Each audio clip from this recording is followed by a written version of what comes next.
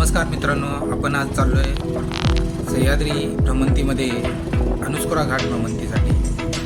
अनुस्कुरा हे कोल्हापूरपासून अंदाजे 60 ते 65 किलोमीटर अंतरावरती आहे आणि या घाटाने खाली उतरल्यावर आपण सरळ रत्नागिरी जिल्ह्यामध्ये पोहोचतो. कोल्हापूर आणि रत्नागिरी जिल्ह्याला जोडणारा हा घाट आपण आज पाहणार आहोत. या भागाच्या सुजलाम सुफलाम असण्यामागं असणारी ही कासारी नदी, ही कासारी नदीचं पात्र, या कासारी नदीनंच या परिसराला एक हिरवगार केलेलं आहे. या हिरव्यागार असण्यामागचं कारण या कासारीचं पात्रच आपल्याला पाहायला मिळतं. घनदाट जंगल हिरवगार असं दिसतं आहे. डोंगर पूर्ण झाडांनी झाकळून निघालेला आहे. या भ्रमंतीत इतक्या उन्हात सुद्धा आल्हाददायक असा गारवा पाहायला मिळतो आणि यातच आम्ही पोचलो अनुस्कुरा गावात. या गावात फारशी घरं काही दिसत नाही आहेत, पण निसर्गाच्या कुशीत असणारे हे गाव भाग्यशाली आहेत. इथले लोक स्वर्गातच, जणू स्वर्गातच राहत आहेत. अशातच या गावामध्ये गावच्या कदाचित शिमग्याच्या ह्या पालख्या आम्हाला पाहायला मिळाल्या. पालख्या पाहतच आम्ही पुढे निघालो.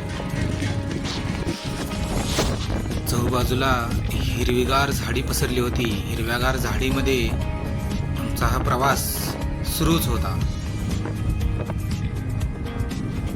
काही झाडांनी पानं सोडली होती, तर काही झाडांना नवीन पालवी फुटली होती.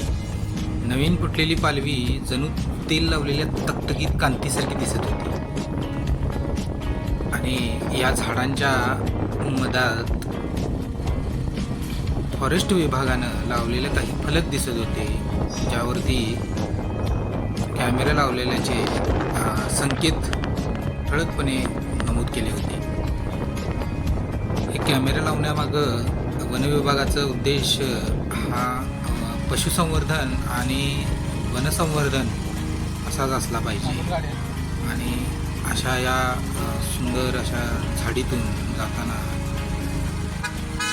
अगदी आल्हाददायक वातावरण होतं. इतक्या उन्हात गारवासुद्धा जाणवत होता आणि अशातच आम्ही घाटमाथ्यावरती पोहोचलो.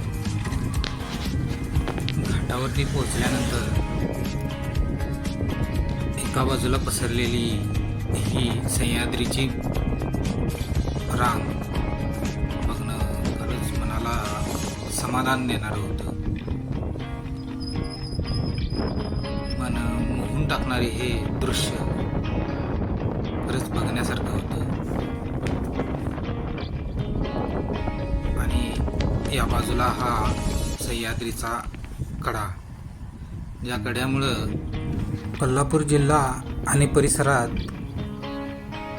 भरपूर असा पाऊस होतो.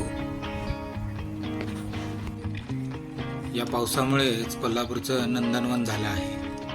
त्यामुळं ह्या कड्याचं त्यामध्ये खूप मोठं मोलाचं योगदान आहे. समोर खूप मोठा जलाशय दिसत होता आणि लांबवर वळणाचा रस्ताही दिसत होता. हे पाहतच आम्ही घाट उतरत होतो. जागोजागी थांबून पुन्हा पुन्हा वळून पाहत होतो.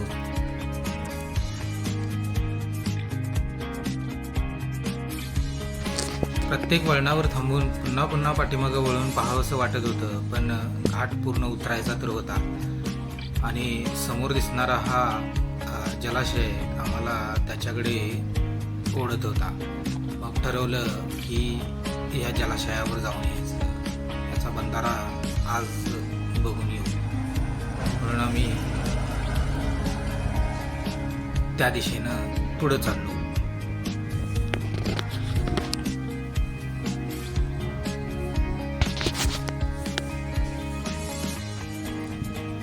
घाटावरून खाली दिसणारा हा वळणाचा रस्ता आणि त्यातून प्रत्येक मिनिटाला 1-2 वाहन येत जात होतं.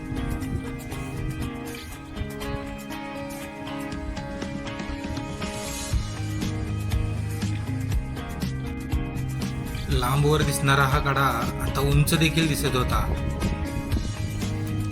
त्याची उंची काहीशी जास्तच वाटत होती आणि खाली दिसणारा हा जलाशय आता खूप जवळ वाटत होता आणि पाठीमागच्या बाजूला हा कडा आकाशाला गवसणी घालत होता. माझ्या रकात सुद्धा याच्याकडे बघणं मनाला आणि डोळ्यांना आनंद देत होतं.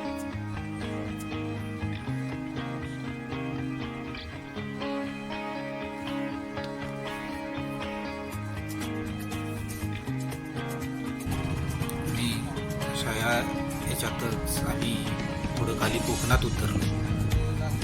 आजूबाजूला कोकणात लाल चिऱ्यांच्या भिंती दिसत होत्या आणि आपण कोकणात आल्याचे भास करून देत होते. या चौकात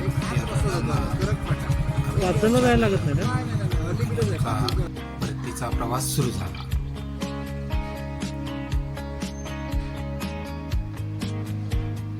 रत्नागिरी जिल्ह्याचे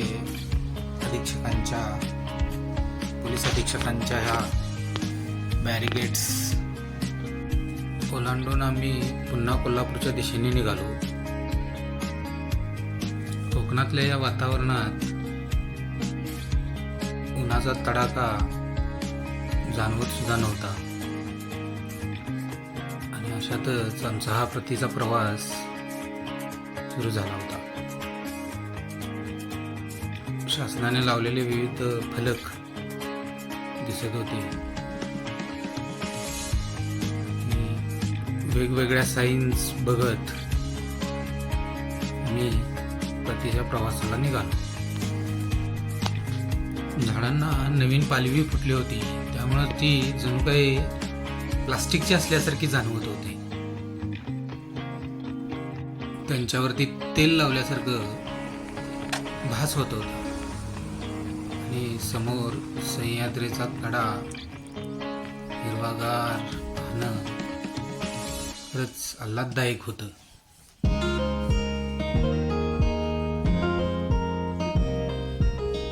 आयुष्यात असे काही क्षण येतात जे पुढे जाऊन आपल्याला आठवल्यानंतर पण आयुष्य जगल्याचं, आयुष्याचा आनंद घेतल्याचा समाधान देत असतात. अशाच काही क्षणांमधील हा एक क्षण, हा एक दिवस माझ्या आयुष्यात जुडला गेला आणि या सह्याद्रीत जन्मल्याचा सार्थ अभिमान मला वाटला.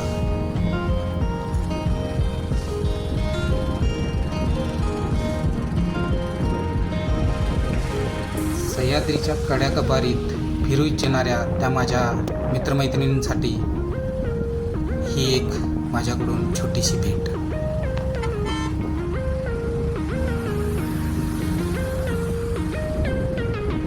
चला तर मित्रांनो, आजची ही सफर, आजची ही भ्रमंती इथंच थांबवतो. अशाच नवनवीन भ्रमंतीमध्ये माझ्यासोबत पुन्हा भेटू नवीन एका एपिसोडमध्ये. धन्यवाद. ही सफर जर तुम्हाला आवडली असेल तर माझ्या चॅनलला लाईक करा, शेअर करा, सबस्क्राईब करा. धन्यवाद. Bye bye.